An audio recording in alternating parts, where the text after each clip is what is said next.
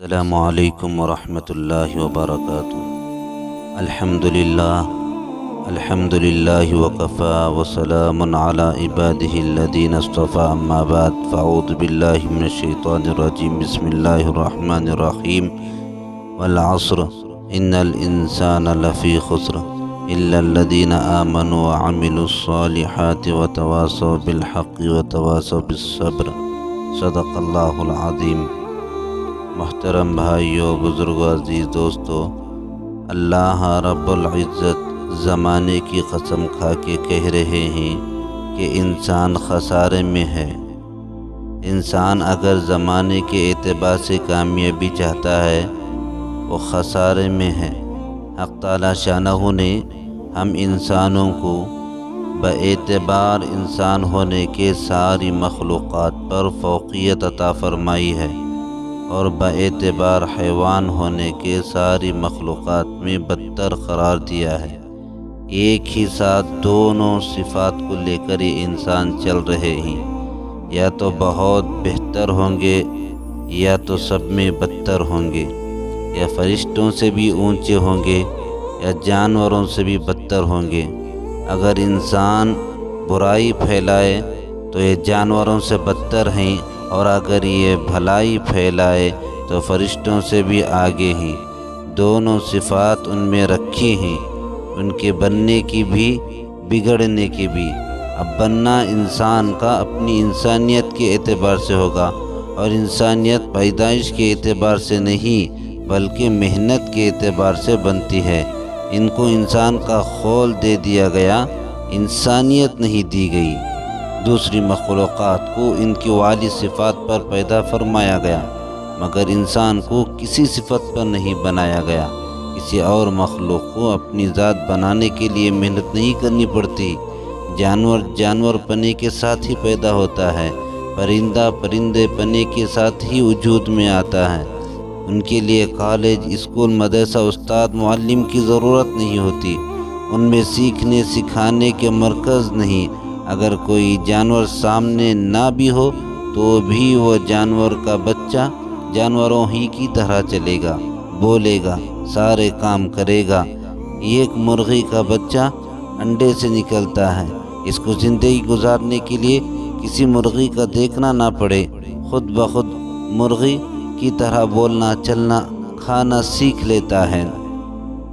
اور جیسے جانور یہاں آواز نکالتے ہیں وہ اور ممالک کے اندر بھی ایسے ہی آواز نکالتے ہیں، مگر انسان کو کسی صفت پر نہ بنایا۔ انسان کا خول دے دیا اور بننے بگڑنے کے سامان ان میں رکھے۔ بنے تو انسانیت کے اعلیٰ درجے پر پہنچیں گے، بگڑے تو بد سے بدترین بن سکتے ہیں۔ اسی لیے انسان کے ساتھ جنت و جہنم کا معاملہ رکھا۔ اگر کسی کتے کو جہنم میں ڈالتے تو کتا کہتا، مولا آپ نے کتا ہی تو بنایا تھا۔ اگر کسی کا کھاتا رہا، بھونکتا رہا تو کیا قصور کیا؟ آپ نے جس وصف پر پیدا فرمایا تھا اسی پر زندگی گزار کر آ رہا ہوں۔ کوئی گدھا جہنم میں نہ ڈالا جائے گا، البتہ انسانوں میں گدھا بننے کی صفت، جانور بننے کی صفت رکھی ہے۔ انسان کے انسان بننے کے لیے بنیادی چیز یہ نہیں کہ وہ انسانوں کی طرح بول رہا ہو، کھا پھر رہا ہو، چل پھر رہا ہو، بلکہ انسان ہونے کے اعتبار سے سمجھے کہ اللہ نے مجھے جس مقام پر بنایا، میرا پہلا فریضہ اس مقام کو حاصل کرنا ہے۔ اللہ نے ہم کو اشرف بنایا ہے تو ہم اشرف بن کر رہنے کے لیے کائنات کی چیزوں کا یقین نکال کر خالق کائنات کا یقین پیدا کرنا ہوگا۔ اس کے بغیر انسان نہیں بن سکتا۔ آج یہ مال ہے، یہ زمین، یہ روپیہ، یہ کھیت کے یقین نے انسان کو جانور بنا رکھا ہے۔ یہ جھوٹ، یہ سود، یہ غضب، یہ ظلم، یہ ڈکیتی، یہ جو چیزیں ڈالتی ہیں وہ غیر سے ہونے کا یقین ہے۔ جب مال سے بننے کو سمجھا تو مال کے لیے سب کچھ کر گزریں گے، یہ نہ سوچیں گے کہ انسانیت کے خلاف ہے۔ کروڑوں انسان مال کے خاطر جانور بنے پھر رہے ہیں۔ جس طرح کے جانور اپنی ضرورت کے خاطر صحیح یا غلط کی پرواہ کیے بغیر چلتے ہیں، اسی طرح انسان بھی اندھے ہو کر یہ ضرورت کو پورا کر رہے ہیں۔ اگر محنت ایمان کے بنانے کی نہ کی تو یہ حاجتیں انسان کو اندھا بنا دیتی ہیں، پھر یہ سب کچھ کر گزریں گے جو جانور کرتے ہیں۔ جیسا کہ بکری بھوک لگنے پر پرواہ نہیں کرتی کہ یہ کس کا غلہ ہے، بغیر کسی تحقیق کے وہ کھانا شروع کر دیتی ہے، اس لیے کہ جانور اس کی لالچ کی چیز سامنے رکھ کر پھانس لیا جاتا ہے۔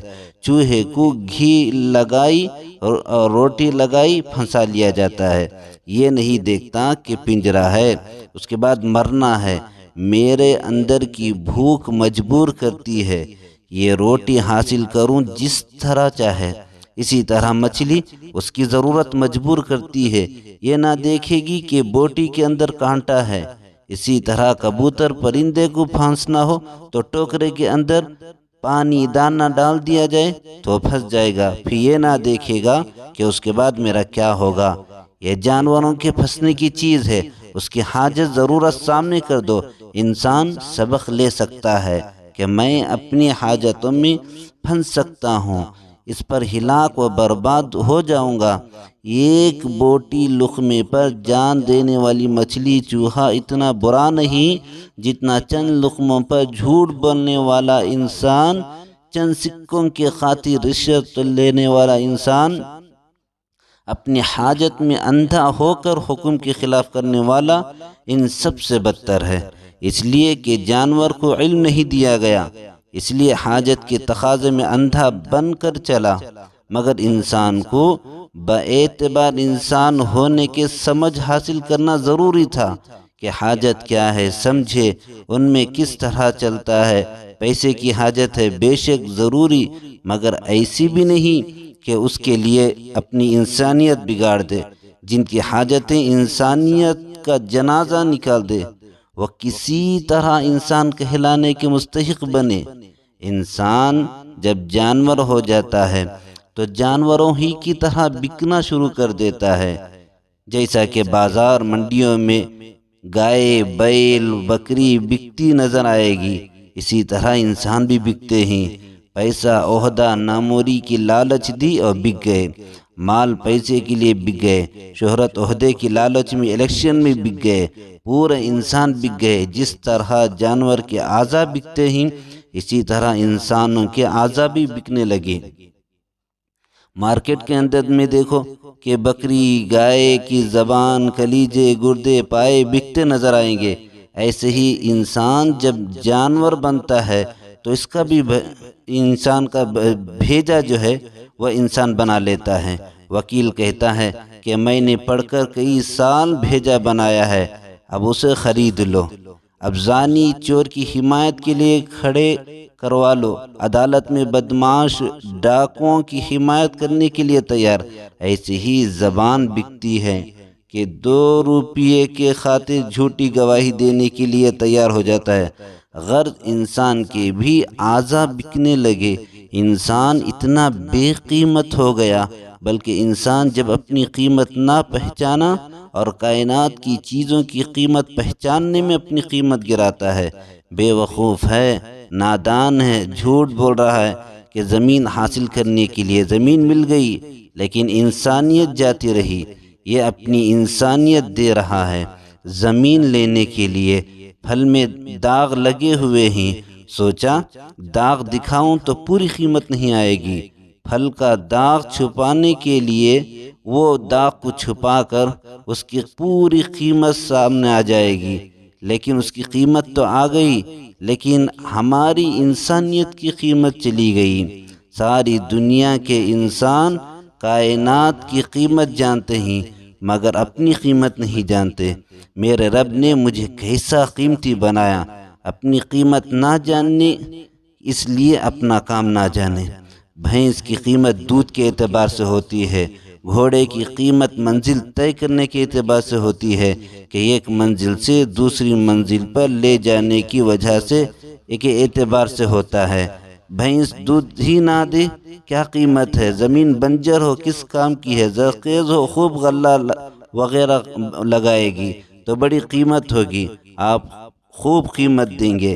انسان سے پوچھو، آپ جس چیز کو جانتے ہو سب کے کام بھی تو جانتے ہو اور نام بھی جانتے ہو۔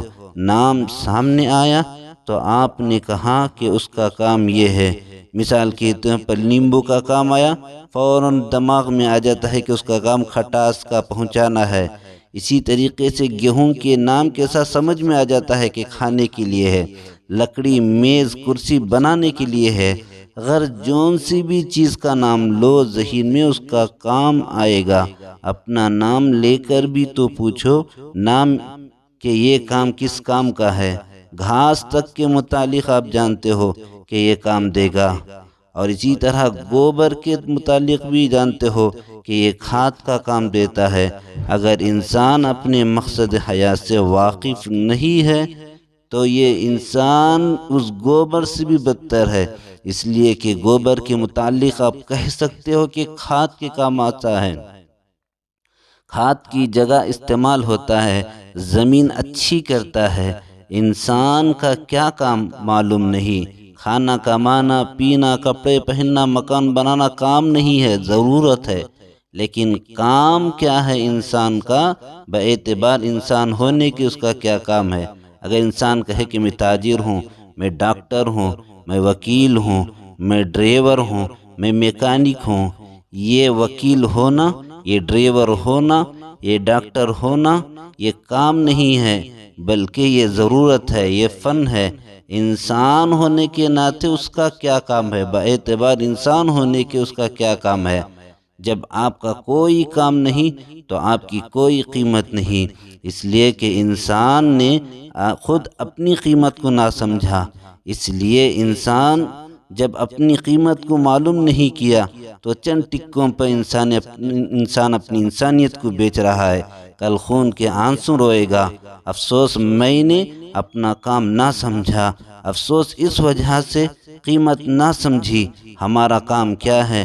اگر انبیاء نہ آتے تو خدا کی قسم انسان نہیں جان سکتا تھا کہ میرا کام کیا ہے۔ پہاڑ، سمندر، چاند، سورج کے متعلق کہہ سکتے ہو کہ ان کے یہ کام ہیں، لیکن انسان کا کام انسان غور کر کے سوچ کر نہیں بتا سکتا کہ میرا کام یہ ہے۔